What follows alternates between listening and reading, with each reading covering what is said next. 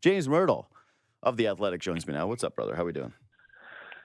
Well, I guess it's a positive corner now this week. I mean, it's kind of, I would say. That was a nice win. I try not to weather vane it too much, but it's impossible not to at times with this team when they can look the way they did 3 games prior to last night, and then the way that they looked in the Tampa game. It would be nice if they weren't always operating in extremes. Yeah, I think. Would you? That was probably their best game of the year. I think the Tampa game was better. Yeah, I guess so. Yeah, I mean, the power play again wasn't there, but just at even strength, that they were so dominant against Winnipeg, and it was really, they get some cheapies back and they come back, but that was a really impressive performance for Toronto last night. Yeah, it was. They were excellent 5-on-5. There was never really a moment 5-on-5 where I felt like, ooh, Winnipeg looks really good here, or they're doing this. The only reason that I would say that the Tampa game was better is because Toronto just did a poor job of taking penalties later in the hockey game. Like, that was the one thing you didn't need to do. It's the same thing when you're watching your football team when they're protecting a lead, and then all of a sudden it's like PI, neutral zone infraction, and you gave the other team a dead ball situation where there's the clock's not running, and all of a sudden they're in the red zone. You go, why'd you do that? You just kind of I think took your foot off the gas a little bit. No, 5-on-5 they were super impressive, but I still count the power play goals against like they do on the score sheet. And so, to me, Tampa game still most complete, most disciplined. Either way, those 2 games that they've put together are inspiring for the Leafs. And then the 3 before that, or the 3 in between, have been, I think pretty deflating. That's the way that I would look at it. It's hard to get a real measure of this team. Yeah, we don't have one yet, really. I mean, we're sort of fumbling around trying to see what's real and what's not. And the reality is it's early, and there's a new coach, and there's a bunch of new players, and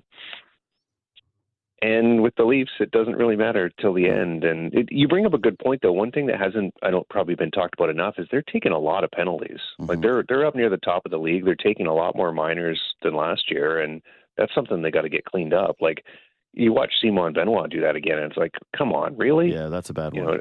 Argue with the ref, and it's like you whack the guy's shin about as hard as you can. Like, come on, I don't have it in front of me, but his penalties per 60 or whatever, he's probably got to be right near the top of the league because he's been in the box a ton for a third pairing D that's only playing 15 minutes a game. Yeah, I would say this too. You might expect, if you looked at that and you weren't watching the games, you'd say, oh, yeah, well, they're trying to play more Berube style, which is tough and physical and stick up for each other and more hitting. But it's actually been a lot of just lazy hooking and tripping penalties. Yeah, and the thing, too, is if you look at them trying to play more Berube style, they're actually hitting less. I looked at that, before the Boston game, and it's actually down. They've actually been less physical this year, even with a more, a bigger, more physical lineup. They're not running other teams out of the rink, really. Mm-hmm. So I don't know. I don't think it is. I don't think it is the Berube thing, but I don't know. Maybe they're just trying to be more aggressive, and that's leading to some of it. I don't know. So I think if we're doing positive talk, which we should, there's some positive talk here, balanced talk. Okay, so stop framing it. If we criticize them as it's always negative, or if we talk about them in fairly, if they perform well, that it's positive talk. But I thought McCabe was excellent last night. I don't even think I mentioned it on Leafs Talk, but it was another night where he just looked solid, really, really solid. I can't tell if he's improved something, if he's just playing with confidence, if he's just fully healthy, what exactly it is. Maybe he was playing because he felt really good about the contract, or that he wanted to show on the evening of him signing a contract that he was very into it, that he wasn't going to take a step back. I don't think he's one of those kind of players anyways.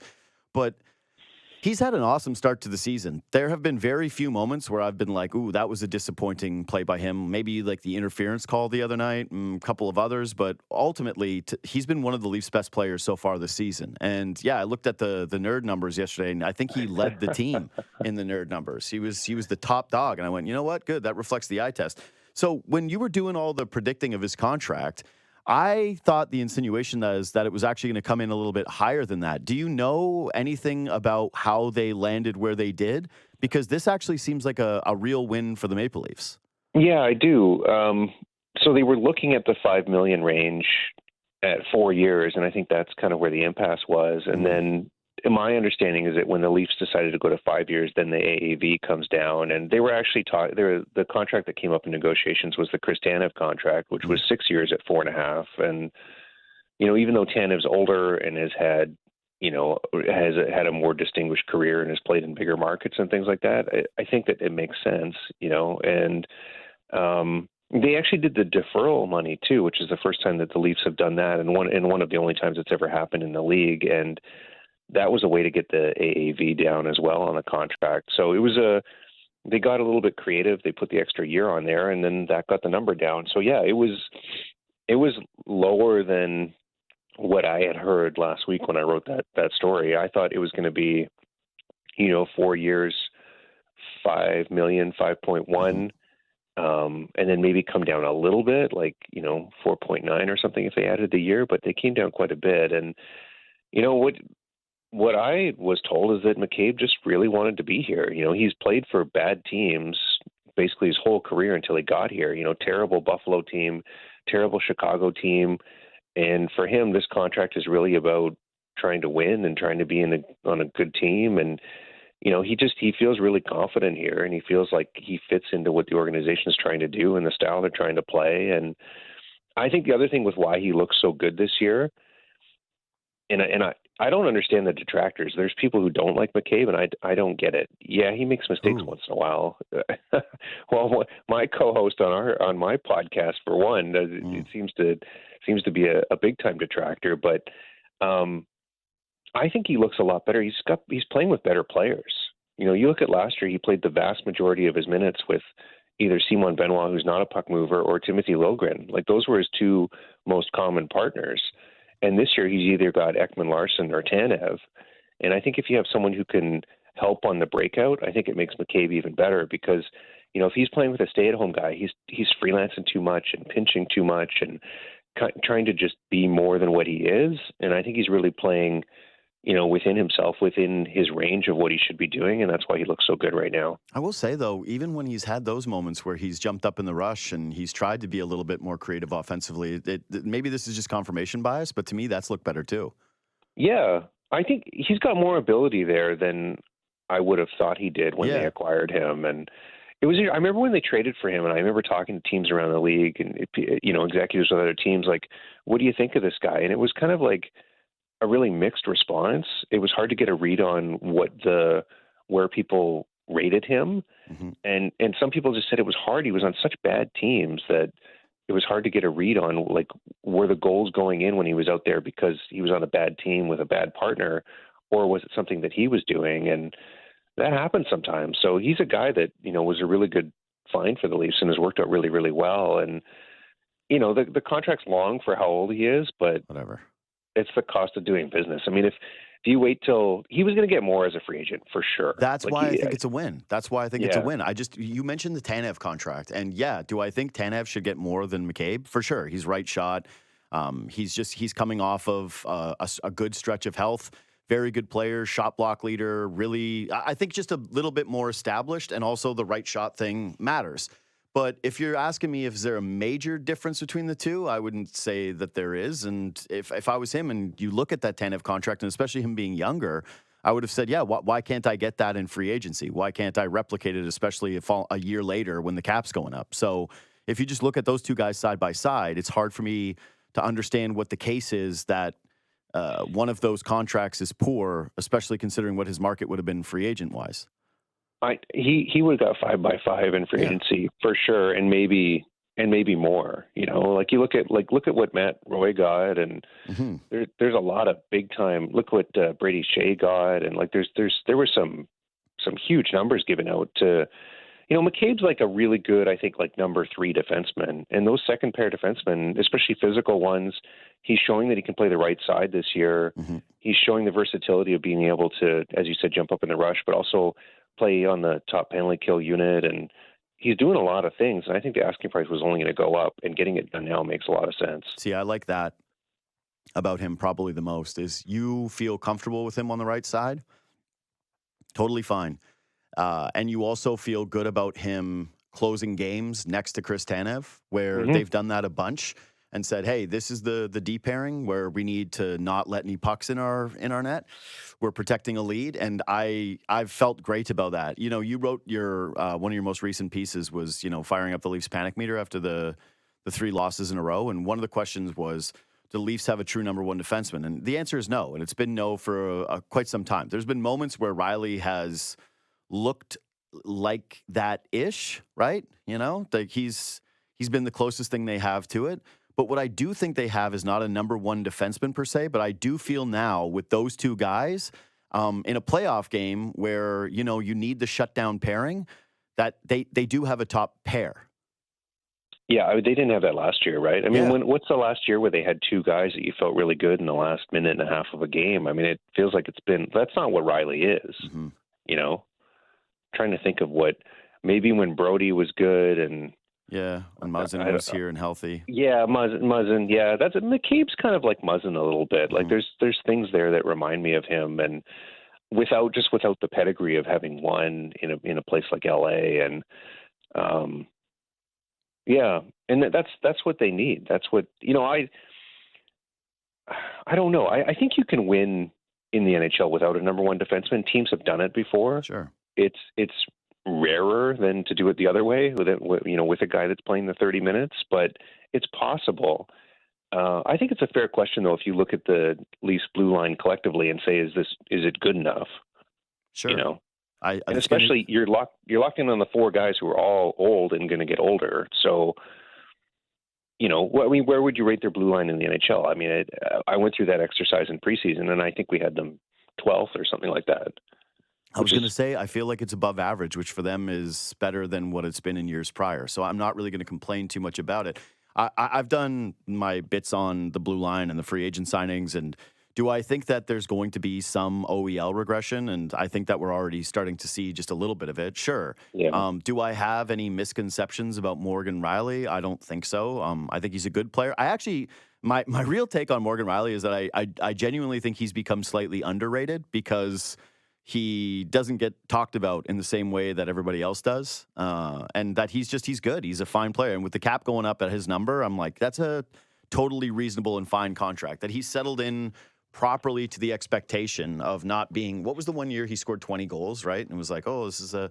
Well, he had 73 points, I think, one season, right? Yeah. We've kind of come around to accept that that's not who he is. But that he can have moments like the one he did last night, right? Where he jumps up there and he just fires a beautiful puck into the back of the net. You go, oh, yeah, he's capable. You know, you don't feel nervous when he's on the ice. And I think that there was a moment in his career where you did, where, I used to be critical of him when Jake Gardiner was still here because people would go, Gardiner.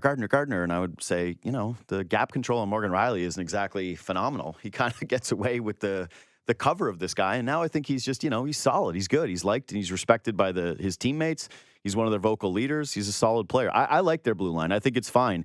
And to be honest, you know, where do you get number one defenseman? Yeah, I know. Yes. No, I mean, you're not in free agency. But that's like it. It's, you know. So yeah. I just find it kind of difficult to be overly critical of this regime when it comes to, hey, why don't you have a number one D, find a number one defenseman? And I don't think that's really what Danford was as a draft pick. Like, that's not the hope, right, is that he's going to turn into Drew Doughty. But no, you want him to be another McCabe. Yeah, which to me is like, it's fine. If he turns out to be that, it's fine. If he can come in at some point and supplement an older defense core and then replace somebody who ends up getting bumped down, and then 2-3 years from now, you're looking at a guy making, you know, $4 million on the cap, or what's OEL, 3.3? I think 3.5 is where they got him. So something along those lines. Years. I just think you're going to be fine there. You're going to be fine. You could even end up down the line making a trade where you eat a bit of the money or you pay a little bit in draft capital to get off those guys. Right now, the most practical thing is obvious, which is they've got a better blue line than they've had in the past, and they're trying to capitalize on the years that they know they have Austin Matthews. And so, to me, you look at it and you go, yeah, but tell me the plan that you think was better. And if you present one to me, I'll listen to it. But so far, with what they've got back there this season and what they've got for the next few seasons moving forward, I have a difficult time seeing how it was supposed to be better given what they had in the cupboards and who they had developed the years prior. Yeah, I think you're right. I think you just go year by year, and if one of them starts falling off, then you find a way to get off of it and bring in someone else in the top four, and that's going to happen. I mean, like they're going to have tough decisions to make with those guys at some point, but hopefully not this year. Hopefully this year, this is your group, and I don't know. I feel like they should try and. I think they got to try and get Liljegren going here, but I mean maybe that's just not even. I'd feel better if you had a third pair that could give them something a little bit more than what they're getting. Like they can't even sit Benoit right now. So. Well, I think Hakanpää is supposed to change that to a degree. Yeah, but you got a whole bunch of righties, right? Like Myers and Liljegren and Hakanpää are all right. I love that. That's the problem now. It's like, no, too many right. It kind of is. They're going to have to, like Myers I'm assuming is going to end up on waivers and then trade Liljegren. And it's interesting. I just think the Liljegren die has been cast at this point. It's just done. It's just done. If you want to try it out, fine, but it's just done. To me, that if you want to play Benoit all the time, then I think you need someone who can move the puck a bit better than who he's been playing with. Yeah, sure. I mean, what's Benoit's deal? Little over $1 million? Yeah, no, he's not making a lot of money. Yeah, it's like if he ends up needing to be shuffled out for somebody else, then fine. This is the other thing, and this is like a too Toronto-centric thing, but when people were pointing out to the age of Toronto's blue line, and when we do the Benoit discussions, and you rank them 12th or whatever, who are the teams that have 4 defensemen or 3 defensemen that are in their mid-20s who are all looking like just amazing players where there's this incredible balance and boy, they've just got this perfect bottom pairing. Like, I don't know. It just sort of feels like something we say, but something that also isn't exactly real. Yeah. I think the top blue lines it's like Vegas, Carolina, Dallas, so. Yeah. Dallas probably to me is like done the best job of just drafting guys and supplementing them with different players around. Like they've done a really great job. But overall, I'm just saying it's not exactly the easiest thing to build this perfect balanced blue line that we all seem to be hoping and pining for. Well, Carolina, I mean, Brent Burns is going to be 40 this year, and he's playing big minutes for them. And Petrangelo's getting up there for Vegas. And, I think, I mean, I guess the only thing is, I think this is more of, people are talking about it. Some people are talking about this a lot now. I think this is more a problem for 2 years from now. Because there's definitely, we saw it with TJ Brody and Giordano, and at some point, Father Time comes for defensemen, and they just can't move the same way. And I think it's been really interesting how they've been using Tanev because he hasn't been playing that much. I thought for sure they were going to lean on him way more than they have. Hey, guess what? His minutes are I think they're the lowest of his career, other than his rookie season, which is smart. Conserve him. I don't think it's just smart. It's, again, another byproduct of having more balance on your blue line is that you can spread the minutes around and not feel terribly about it.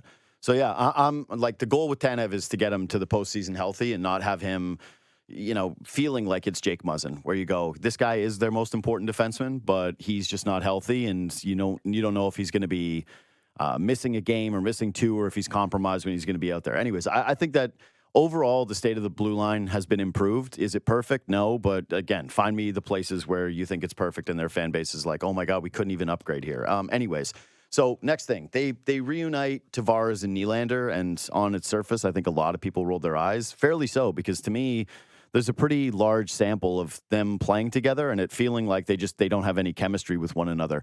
They were amazing last night. That whole line just caved everybody in. I've been a proponent of the playing Pacioretty with Tavares thing, so I kind of felt good about it because I went, see, this is sort of what I was saying could happen in the best case scenario. The two of these guys playing down low, creating problems, and then, all of a sudden there's pucks in front of the net for other people to feast on. But, how much of a runway do you think they give this? Because it feels like they're never going to have a really good option here until maybe Järnkrok comes back if he looks great, because he can swing in as either a winger on a Domi Nylander line that gives them a little bit more balance, or a center on that line, as I mentioned, Versteeg has pointed to a couple of times. And, You mentioned, or we talked about it last week, that he did that in Seattle, but it wasn't phenomenal. I think he actually dipped off in play pretty significantly from when he went from Calgary to Seattle. But either way, it kind of feels like they're always going to have to rob Peter to pay Paul with this. But what do you think is the one that they should be taking the longer look at least? I don't know. You're right that like Nylander and Tavares, we know what that is, and it's not that impressive. And I think it's fair to say it hasn't been great in the playoffs either, right? Which is really what you're trying to build towards. But I mean, the Domi Nylander thing, when it looked good, it was fun to watch, and when it looked bad, it was horrible. Like you couldn't even put them on the ice.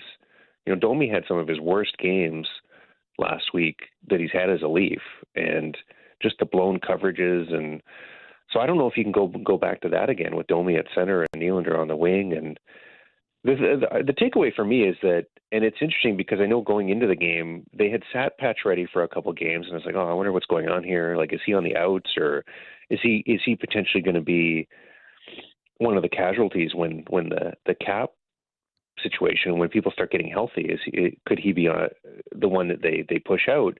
But then you look at the underlying numbers for Pacioretty, they've been really, really good. Like everything, even the games where he's only been playing 9 minutes, they've showed up really strongly. And I think he doesn't have the wheels that he used to have, but he's just smart still. He's in the right places, and he's just making the little chip plays. And those goals, it's not rocket science what he's doing there. It's not like he's not really overpowering anyone. He's just been in the league for so long and knows how to handle himself in the corners and around the front of the net. And so I would give Pacioretty more rope with, some of the best players as opposed to, burying him on a Holmberg, Robertson line or whatever.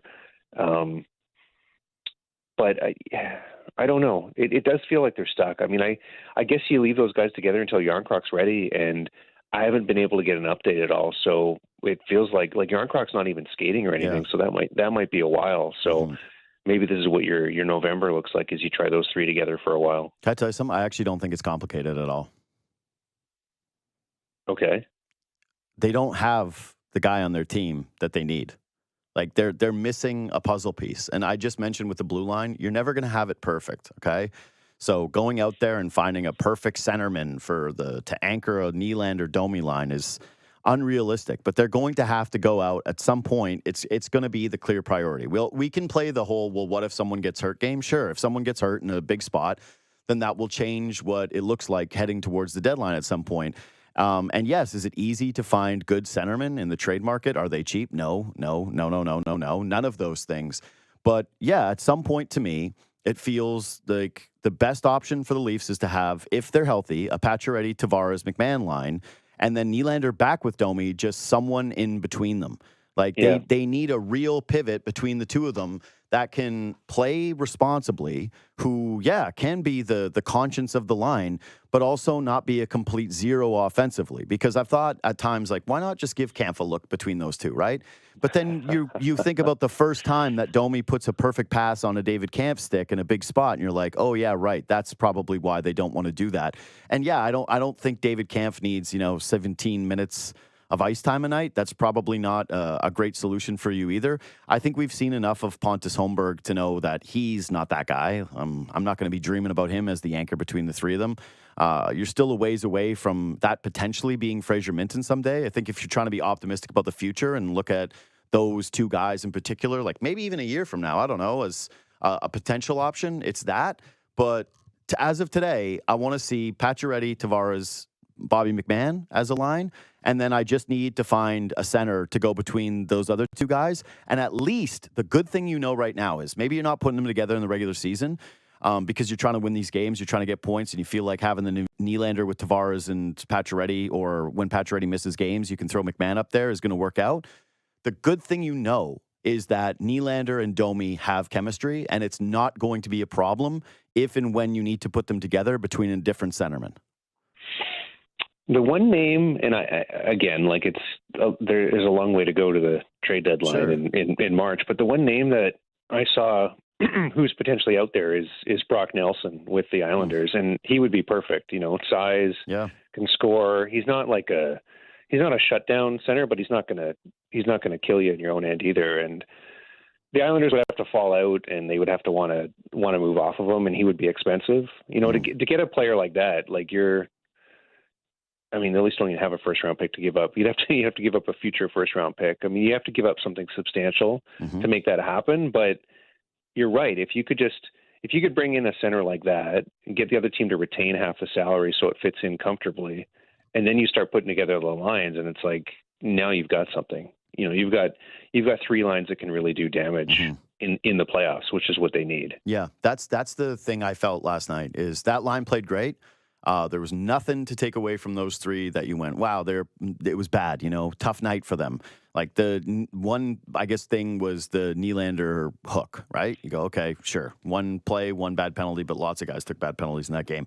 But ultimately, to me, the thing you really need to discover, and which was the talking point going into the season and why I mentioned it last night on Leafs Talk with Nylander need his own line is, to me, the only way that this ever works out and that you go deep is if you've got 3 lines and that you've spread the talent out, because we've just seen year over year over year over year what it looks like when you try to load up 2 and try to survive with a bottom 6 making the type of money that the Leafs are forced to put out there when they've got a forward group that is the top 6.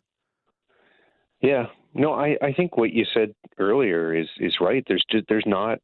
They don't have the right pieces right now, and they tried in the offseason. Like, they looked at the centers that were available, but the asking price for the Chandler Stevensons it was just nuts. It was astronomical. Yeah. And it's funny, was perfect though.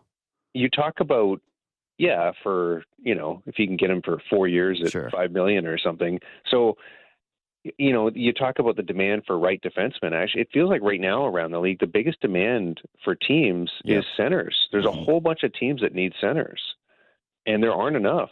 Because teams are realizing you need 3. You need 3 good ones, and there's just not enough of those players. And there's a whole bunch of depth defensemen that are available. Like, if you want to, that's going to be the other problem with moving Liljegren is there's a whole bunch of guys like that are out there around the league. Yeah, so. And making less. Yes. It's like we're having this conversation now, and I know this is just so forward thinking and whatever, but it's actually what you said about the 3 centers thing is why I would be more reluctant to move Fraser Minten than it has felt like in the past, right? Last deadline, it seemed as though he was available for the right player in the right deal. And I'm not saying he should be off the table. I'm not saying that there's no trade that should involve Fraser Minten.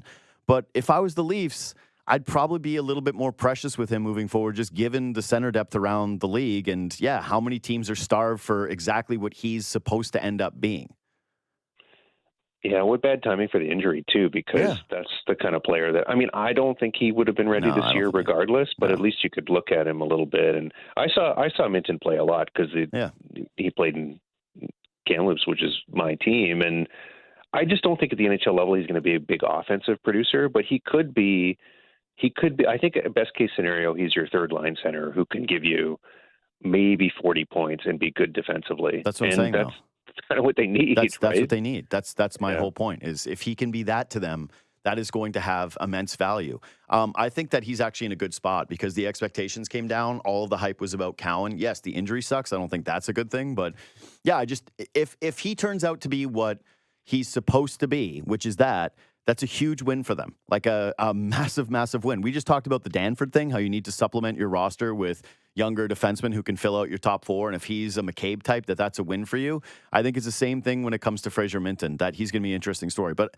I don't want to rush that this season. I don't think that he's a this season solution because basically every single person that I talk to who does prospects or scouting is like, he needs a season in the AHL. He's desperate for a season in the AHL. This is where Toronto has failed in the past, rushing certain guys up who need seasoning in that league. And for me, it's like that's what's going to be good for him. So I hope it ends up working out. Anyways, all right, next thing. They finally break up the power play. Is that what you would have liked to have seen? Yeah, I mean, they had to do something, right? Sure. So, but that specific grouping, because I don't think there's a person on earth that was like, keep them together as it was. I was surprised. Like, I like the idea of Nyes on the top unit, but also Pacioretty. It was interesting what they did.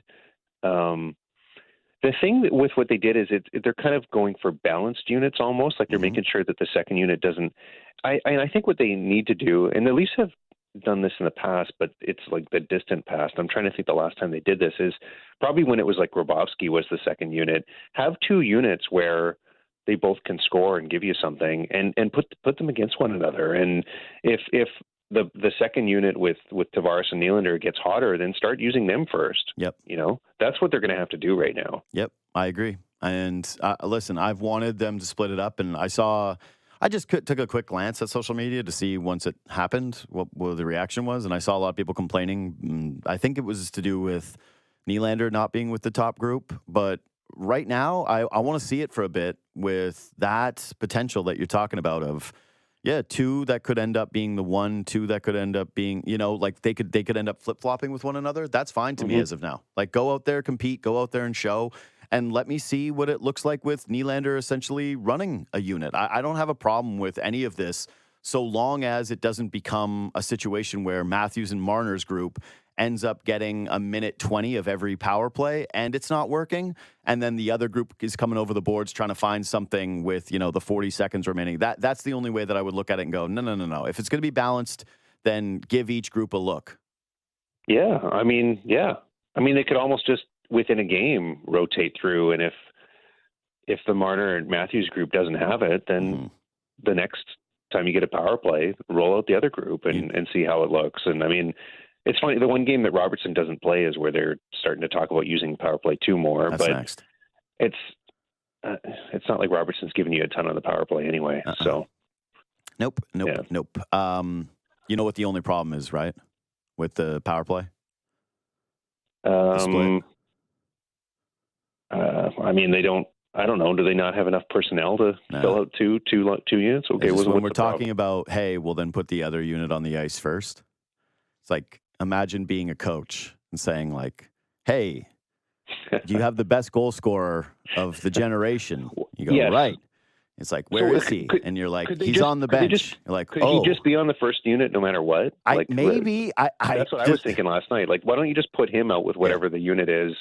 Because you're right. Like, Matthews should be out there no matter what. That's it. That's the only issue is that if he's out there playing with a split unit, it's fine. But the second he's not starting, like when you mentioned, we'll start the other group. I'm like, yeah, if the Leafs are down a goal in a hockey game and they get a power play and they start with a power play unit that does not include 34 and you don't score, it looks like the most brain dead decision that anybody could make, Like it just makes no sense. Maybe you come up with 3 units or something that, like maybe that second unit McMahon doesn't go out first and Matthews goes out with them. Sure. I don't know. There's got to be a way to do it. Yeah, that's fine. But it just, to me, it reeks of, we need a 3. And then the coach is like, let's bench Steph.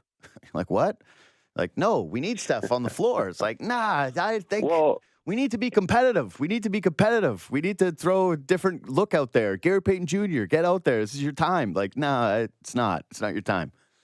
I feel like Matthews has been fine on the power play, too. I mean, he's been one of the few pieces that's looked dangerous out there.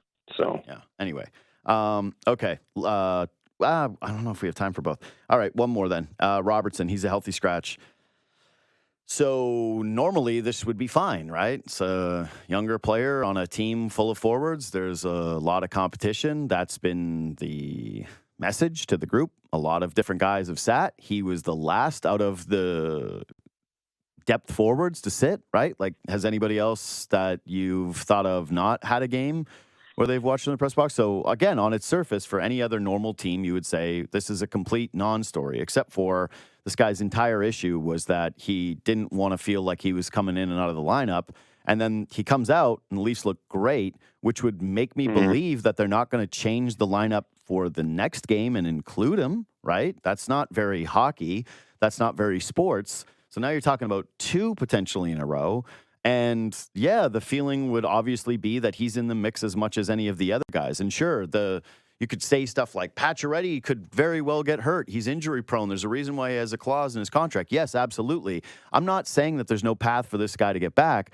I think my major issue with this, if I'm him, is, wait, I'm back on the bubble here. I'm back to being scratch and score. This is the exact position that I asked out of during the offseason. Yeah. And there's big time roster decisions that have to be made, when players start coming back. So, I remember we talked about it last week. Like he could, if he goes another month where he's not productive, like he has to produce, And I talked about it with Pacioretty, so I should probably talk about it with Robertson. I mean, the underlying numbers have been fine. Like it's not like Robertson hasn't been costing them defensively, which I guess is a positive over previous seasons. But he has one goal in garbage time in the whole season. He doesn't have any assists. He hasn't created a lot. They've been using him on the power play. Haven't seen a whole lot there either.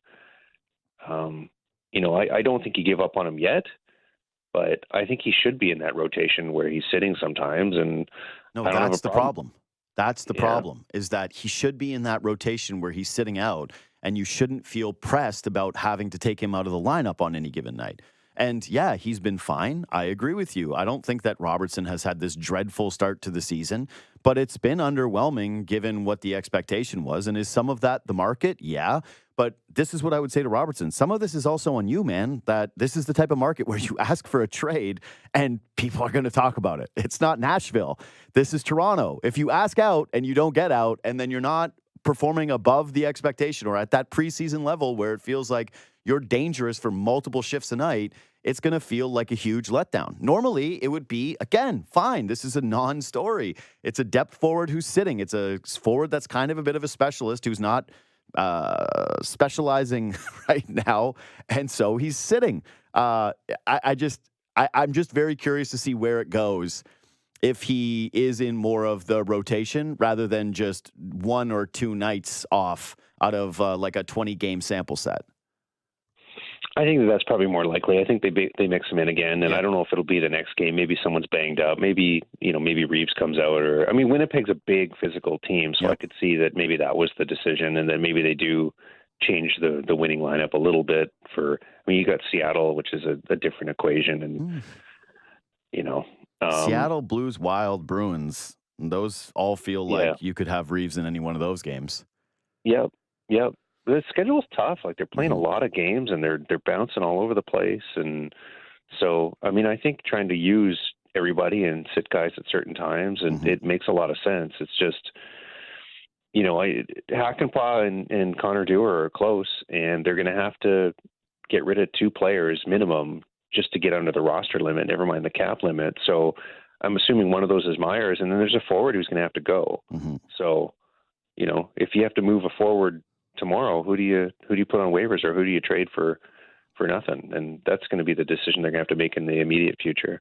I actually do not know who that is. No, neither do I. No, no idea. Who do you want to give up on? Unless they have a trade with Liljegren in their back pocket, but they're over the roster limit though if they have 2 guys come back. So you can't. I guess it could be Myers and Liljegren are the ones that go. If you have a trade there to make, but in terms of the forwards, like they got a lot of guys, and they're not going to be able to keep them all. Yeah, I'm trying to think about what I'd do today if it was under the gun, because you'd go, well, the obvious answer sort of is Reeves because he's the least likely, but he still does end up giving that fourth line an identity. And like there's a real skill set that he has that is different from some of the other guys on the team. And I don't like saying this. No, I really don't like saying this. But if you're asking me, like Steven Lorentz hasn't looked the same since the very beginning. They're not going to give up on him, though. But he's not. I thought that if you're asking me what the worst play of the game was yesterday, it was him on the penalty kill, where he comes down the half wall and he blasts a slap shot that misses the net by 1,000,000 feet and bounces around the net, goes the other way. And guess where the puck ended up? League special. Yeah, it was. You know who it reminded me of? It's easy answer from last year. What was this guy's special? That was the Noah Gregor special. Gregor flying down the wing, misses the net, puck's in the net the other way. I thought, dude, you can't have those plays. You're Steven Lorentz. Like, you don't take that shot. You bury it in the corner. Like, you go to the corner with that puck and you fight off the bodies that are trying to dig it out from your feet. But yeah, I still think that he's shown you enough that you're not looking to move off him, and he fits more the mold of player that they're looking for right now. I think Pontus Holmberg has been extremely underwhelming, but his ability to play center makes you say, on a team that doesn't have a lot of that, you don't really want to give up on him too quickly. Anyway, It's not. That's not an easy call given what we've seen so far. You almost hope that Dewar needs a little bit longer because you need to see at least, I would say, another week or two before you make a decision like that. I feels like max a week for him. So maybe Kampf as you make a decision. I don't know. It's just Kampf makes sense because of the right? money, but he doesn't make sense in terms of out of all the guys in the way that they've played. Like he's been fine. He's been David Kampf. Yeah. No, that's right. I mean, there's not an obvious candidate, so. No. That's part of what, if this goes on a little bit longer and Robertson doesn't produce, I wonder if it spins back again to him. You know what the one good thing is if you're tree living? It's that if you make a decision on any of those guys, other than maybe Robertson, it's probably not going to bite you in the ass too hard. No, I don't think it's going to be like when Nazem Kadri was lifting the cup and you were like, no, this is so embarrassing. I don't think it's going to be. What did Kadri say when he won? He had some line that was like a direct shot at Dubas, and it was like, yeah, man, fair enough. And I don't think Pontus Holmberg's going to deliver that line against you in the cut. It was like in the face of anyone who didn't believe in me, kind of basically. It was for Kyle Dubas, buddy. I don't know what to tell you. That was a direct Dubas line. Anyways, we got to run. We went way over. James Mirtle at the Athletic. You can read all the stuff there. Thanks for making time as always, buddy. I'll talk to you soon.